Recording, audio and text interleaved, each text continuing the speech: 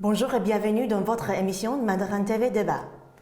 Tandis les délégations russes et ukrainiennes sont à Istanbul en train de négocier des accords pour mettre fin à la guerre, on a découvert une charnière dans la ville de Boutcha. Quel changement dans l'ordre mondial et dans la justice internationale pourrait suivre ce conflit? Quelles leçons géopolitiques peut-on en tirer? Pour répondre à ces questions, je suis avec Romain Bertolino. Bonjour. Bonjour. Vous êtes directeur général de l'Institut d'études de géopolitique appliquée et co-auteur de l'Atlas géopolitique du monde contemporain, publié aux éditions Ellipse. Selon vous, la Russie est-elle en train de perdre ou gagner la guerre? Alors, c'est évidemment une question importante. Je pense qu'il faut apporter une certaine nuance, dans le sens où, très clairement, la Russie n'est pas en train de gagner la guerre. Elle ne l'a peut-être pas totalement perdue. Si nous relevons les faits, effectivement, nous pouvons constater qu'il y a un certain nombre d'échecs de la part de l'armée russe. On peut citer par exemple le fait que l'armée n'a pas réussi à conquérir le réseau ferré ukrainien. Nous pouvons constater que parmi toutes les grandes villes d'Ukraine, seule la ville de Kherson a été capturée. La deuxième ville la plus importante d'Ukraine, Kharkiv, qui est en outre frontalière avec la Russie, n'a pas été conquise. Donc on voit un certain manquement. Sur le terrain, nous avons pu tous voir à travers les infos des problèmes d'approvisionnement en matériel par exemple. Dernièrement, nous avons tous constaté les problèmes de communication dans l'armée russe avec ces histoires de talkie-walkie qui étaient facilement détournables. Et puis, et pas des moindres évidemment, la capitale, Kiev, n'a pas été prise par l'armée russe. C'est important effectivement de préciser ça. Si on prend un peu plus de hauteur, dans cette guerre, lorsque Vladimir Poutine a lancé l'attaque sur l'Ukraine, il avait officiellement mis en avant deux objectifs. Le premier objectif, c'était, si je reprends son lexique, dénazifier l'Ukraine. Et le deuxième objectif, qui est de faire en sorte que l'Ukraine soit neutre. Alors, visiblement, le premier objectif était un échec, puisque en n'ayant pas pris la capitale, c'est difficile derrière de prendre le pouvoir politique et donc de faire un changement de gouvernement. On aurait pu penser que la Russie aurait donc profité pour mettre un régime fantoche, un peu à la solde voire même totalement à la solde de la Russie. Donc cet objectif n'est pas atteint. Le deuxième objectif principal, qui est de faire en sorte que l'Ukraine soit neutre, finalement c'est encore en discussion, si je peux dire, dans le cadre des négociations. Donc on pourrait partir du principe que finalement un accord de paix conclut entre autres sur ce point-là. Donc d'une certaine manière, il y aurait une forme de réussite de la part de l'armée russe, de la part de la Russie de manière générale. Alors ça resterait ce qu'on appelle une victoire à la Pyrrhus, c'est-à-dire que finalement pour cette victoire, qu'est-ce qu'il a fallu payer pour atteindre cette victoire? Donc ça resterait en soi déjà une semi-victoire et puis elle-même teintée d'échec. Voilà, ce sont des éléments importants à prendre en compte. Dernièrement, l'armée russe a communiqué sur le fait que, en définitive, ça n'a jamais été son objectif de conquérir l'ensemble de l'Ukraine. Le fait de mettre des forces un peu partout, ça aurait été pour diviser les forces ukrainiennes et puis pour éliminer les défenses antiaériennes ukrainiennes. Nous ne sommes pas dans la tête de Vladimir Poutine, donc ça pourrait être vrai, mais objectivement la probabilité elle demeure quand même assez faible. Je pense que l'exemple le plus parlant, c'est Kharkiv, qui est une ville frontalière et qui Vladimir Poutine aurait gagné en levier de négociation, en levier de pression, s'il avait réussi à prendre cette ville. Donc même si ce n'était pas son objectif, le fait de prendre cette ville aurait été important dans ce qui serait finalement ses véritables desseins. Ça, c'est un point important à mettre en avant. Après, ce qu'il faut aussi, je pense, savoir à l'esprit, c'est que tant du côté occidental et du côté ukrainien que du côté russe, les appareils de communication, les systèmes médiatiques feront en sorte d'affirmer que tel camp a gagné ou tel camp a gagné. Évidemment d'une manière un peu plus autoritaire en Russie, puisque en Russie on peut délibérément parler de propagande. Je pense que c'est important de le préciser, puisque Vladimir Poutine pourrait malgré tout réussir à amadouer, duper sa population. Pour conclure cette question, je pense qu'aussi il est important de rappeler qu'il y a une deadline assez importante qui approche pour l'Ukraine et la Russie, qui est la date du 9 mai, qui est la date à laquelle les Russes et les Ukrainiens célèbrent la fin de la Seconde Guerre mondiale, et précisément, alors du côté européen, donc la fin du nazisme en Europe, la fin de l'Allemagne nazie. C'est évidemment une date qui est importante pour les deux parties. La Russie, qui a motivé son attaque sur l'idée d'une dénazification, souhaiterait évidemment gagner contre l'Ukraine pour valoriser ça lors du défilé, par exemple. Et puis à l'inverse, l'Ukraine, qui objectivement est le pays qui a subi une invasion, qui donc peut faire un rapprochement avec une invasion de l'Allemagne nazie, a aussi intérêt à ce que les choses soient un minimum définitif quant à la guerre actuelle. La Russie a-t-elle surestimé sa puissance militaire, ou a-t-elle sous-estimé l'aide venant de l'Occident à l'Ukraine? Alors, je pense qu'il y a des deux. Si on commence par la partie est-ce que la Russie a surestimé sa force, sa puissance militaire? Alors, on a vu qu'objectivement, il y a eu des mésaventures, si je peux dire, de l'armée russe, si je peux dire purement militaire, c'est-à-dire on voit ces problèmes de communication par exemple, ou ces problèmes d'approvisionnement. Je pense que ce qui est important également de préciser, c'est que certains échecs de l'armée russe sont peut-être plus à mettre sur le dos d'une décision politique qui est la décision de Vladimir Poutine.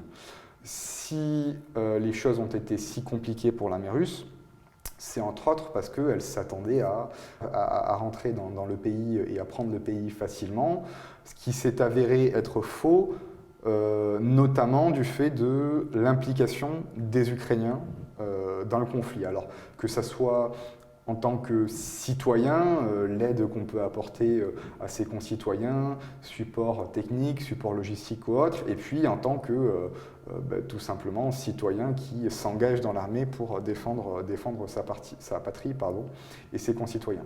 Très clairement, c'était un élément qui n'était pas du tout anticipé par Vladimir Poutine et je pense aussi par les Occidentaux. Donc là, on est plus sur une décision, j'ai envie de dire,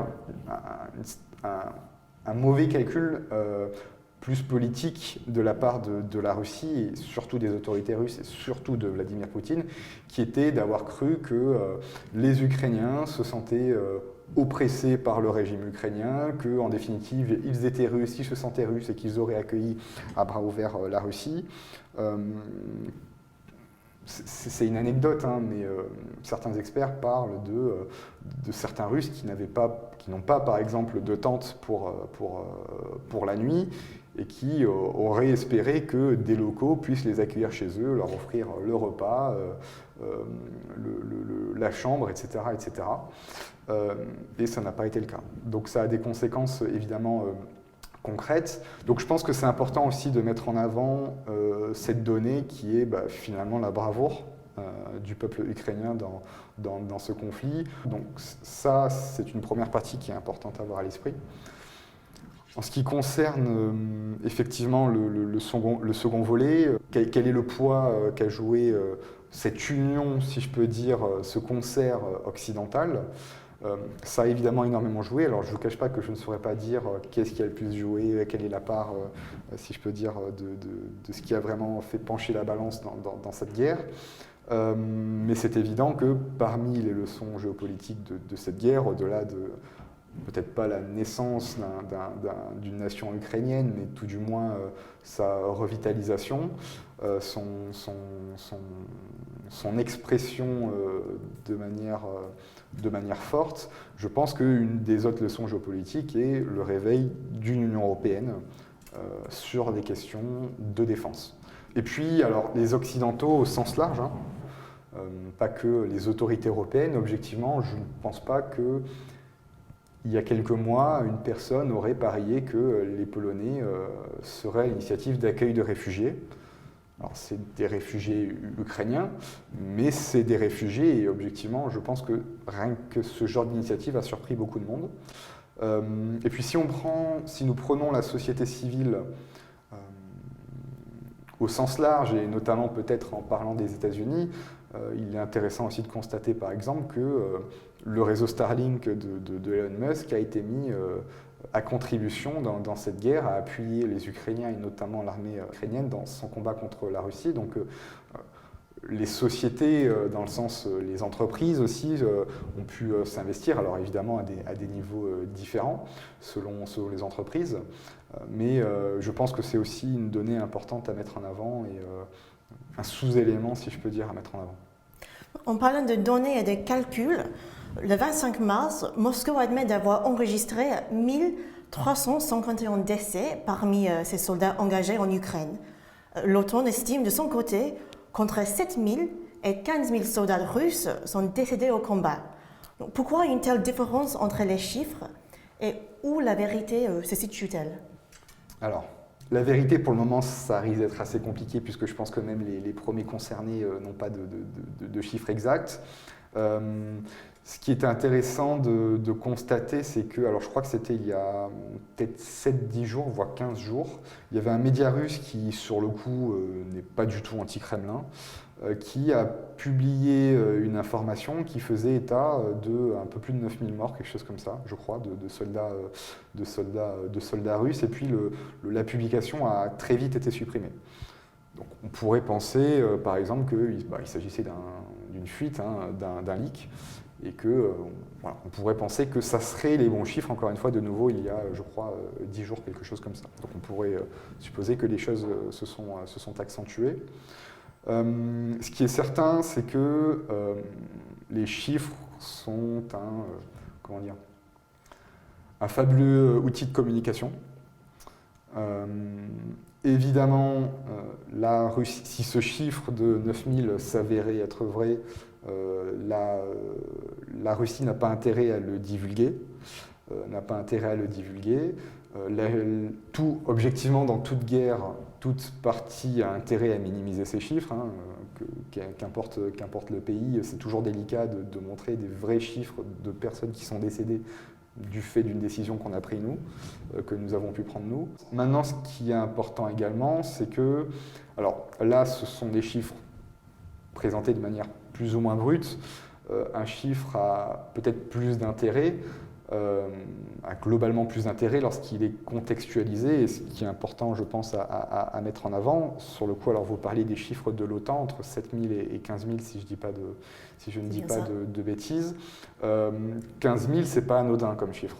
15 000, c'est le nombre de victimes, de soldats tués de l'armée rouge, de l'armée soviétique, et donc en majorité des Russes, durant le conflit en Afghanistan. C'est le nombre de soldats soviétiques morts en Afghanistan. Donc en fait, l'OTAN, déjà en présentant un chiffre entre 7 000 et 15 000, je pense qu'il y a au moins une certaine honnêteté intellectuelle, si je peux dire, de montrer qu'elle-même n'est pas sûre et qu'elle présente une fourchette, parce que c'est difficile de savoir, tout du moins à sa position, de savoir avec exactitude. Et puis, parler de 15 000, c'est un moyen de dire, vous voyez, alors, par rapport aux partenaires européens, par rapport aux Russes, par rapport aux citoyens russes, c'est un moyen de dire, vous voyez, en seulement quelques semaines, il pourrait y avoir autant de victimes, autant de soldats décédés que finalement une guerre en 10 ans. La menace nucléaire brandie par Vladimir Poutine est-elle sérieuse? Il y a énormément de leçons que l'on peut tirer de cette guerre. Parmi les leçons à tirer, il y a, je pense, le fait qu'on ne doit jamais dire jamais. Il y a quelques semaines encore, je pense que personne ne s'imaginait que Vladimir Poutine envahirait l'Ukraine. Mais objectivement, il y a une probabilité qui demeure assez faible. L'arme nucléaire, c'est aussi l'arme de la personne qui est acculée, la personne l'armée, le gouvernement, les autorités qui finalement n'ont plus de cartes à jouer, qui n'ont plus rien à perdre et quitte à perdre, autant faire perdre tout le monde. Je grossis évidemment les traits. Or, Vladimir Poutine n'a pas forcément tout à perdre, n'a pas encore tout perdu. N'a pas encore tout perdu. Nous l'avons vu dans une des réponses précédentes. La Russie peut encore faire croire qu'elle a quand même gagné certaines choses. Vladimir Poutine peut peut-être protéger un minimum son image malgré tout. Objectivement aussi, Vladimir Poutine a un rythme de vie qui n'est pas la pire sur Terre. C'est le président d'une grande puissance, c'est quelqu'un qui a beaucoup d'argent, qui a du pouvoir. Bon, voilà, objectivement, il n'est pas le plus à plaindre sur ces aspects-là, donc j'ai du mal à croire qu'il serait prêt à perdre ce confort dans un conflit nucléaire. La Russie sait qu'elle a une responsabilité sur ces questions nucléaires et elle franchirait un pas dans son écartement sur le banc des nations. L'utilisation d'une telle arme, ça amplifierait les sanctions occidentales. Ça pourrait éventuellement inviter d'autres pays à mettre en place leurs propres sanctions. Donc, de nouveau, ce n'est pas impossible, mais objectivement, ça reste très très faible. Et vous avez dit que Vladimir Poutine n'a pas encore tout perdu. Quel est l'avenir donc de Vladimir Poutine? Sa position à la tête de l'État russe se trouve-t-elle fragilisée? Alors, il y a une fragilité. Le simple fait que, par exemple, le mot guerre pour qualifier ces événements soit interdit en Russie, le fait de devoir durcir le ton montre qu'il y a une forme de fragilité. Maintenant, je pense que c'est assez difficile à notre niveau de se faire un état définitif des choses. Par contre, ce qu'on peut faire, c'est se donner des grilles de lecture. Se donner des grilles de lecture, c'est-à-dire que on peut conceptualiser, on peut visualiser, on peut présenter les éléments qui vont avoir un impact sur le fait que, oui ou non, Vladimir Poutine pourrait être en danger dans son contrôle du pouvoir. Parmi les données, je pense, importantes à avoir à l'esprit dans ce cas de figure, c'est est-ce que la Russie va continuer à être exclue de la communauté internationale, mais également de la mondialisation. Si pendant, je ne sais pas, 1 an, 2 ans, 3 ans, peut-être plus, la Russie diplomatiquement continue à s'écrouler, économiquement continue à avoir d'énormes difficultés, ça met tout ceci, mais forcément la Russie dans une situation délicate. Le deuxième élément à avoir à l'esprit, c'est si oui ou non les instances internationales vont qualifier la Russie d'auteur de crimes de guerre. Alors je pense notamment à la Cour pénale internationale. Et là, ça serait une accusation directe envers Vladimir Poutine et certaines personnalités russes, certains décideurs politiques russes. Ça accentuerait le fait que la Russie soit écartée. Et donc, ça alimenterait le fait que les sanctions continuent, le rejet diplomatique continue, etc., etc. Donc ça jouerait dans cette perspective. Maintenant, je pense que ce qui est également à prendre en compte, c'est la place de la Chine. C'est la place de la Chine, même si la Chine est pour le moment encore assez discrète, et peut-être que si elle fait ce qu'elle pourrait faire, comme je le pense, elle le fera malgré tout de manière assez discrète. Mais ce qui est évident, c'est que la Chine n'a pas intérêt à ce que sur le long terme, peut-être même le moyen terme, la Russie soit exclue, encore une fois, de la mondialisation et de manière générale du système international. Pourquoi? Parce que la Chine parie énormément sur les nouvelles routes de la soie, cet immense projet, la Belt and Road Initiative. Les routes de la soie passent principalement par le Kazakhstan puis par la Russie. J'ai quand même énormément de mal à croire que la Chine se contenterait d'une déviation qui passerait par le Moyen-Orient. Déjà, par exemple, l'Iran est lui-même déjà encore exclu de la mondialisation et d'une grande partie du système international, donc c'est aussi bloqué, si je peux dire, par le Sud. On pourrait imaginer une voie à travers la Caspienne, entre une frontière maritime entre l'Azerbaïdjan et le Kazakhstan, par exemple.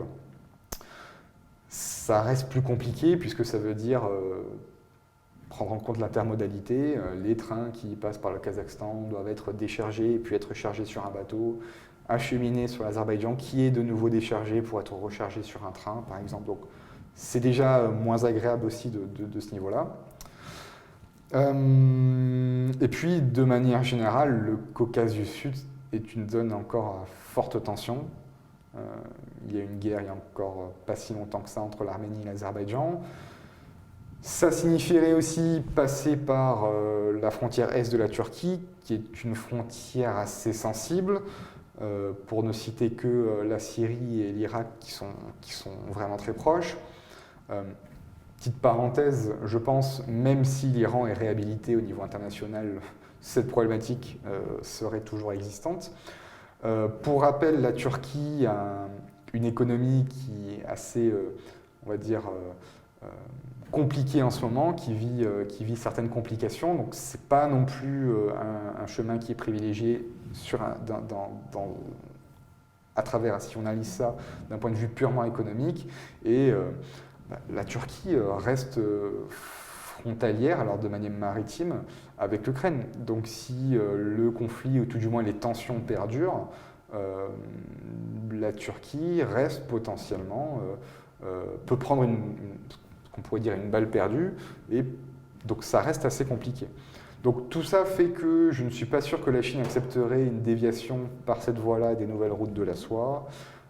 Pour revenir sur le Caucase du Sud, ça fait maintenant un certain temps que la Chine a montré être assez fébrile sur les questions de Belt and Road Initiative à travers cet axe du fait des tensions. Enfin bref, je ne pense pas que la Chine accepterait cette situation sur le long terme.